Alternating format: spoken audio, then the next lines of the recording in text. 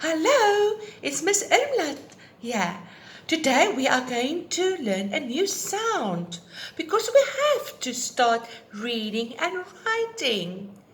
Right, the first sound that we are going to learn is the S sound. Look on the pink classroom. There is 6 pictures or objects that start with a S sound. Can you say the S sound? S, S, S.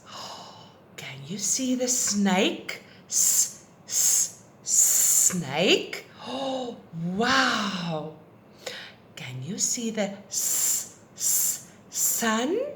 Sun starts with a S sound. Right, snail, S, S, snail. And I like to play on the beach and build a sandcastle. Can you see the sandcastle? It's down there. Right, that is stunning.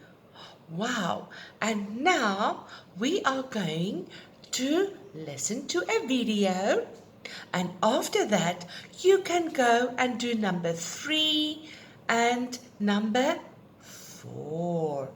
Number 4, we are going to play with our clay. Do you have your clay with you? If not, you have to go and fetch it because we are going to build a snake. Right, are you ready? Go to number 2.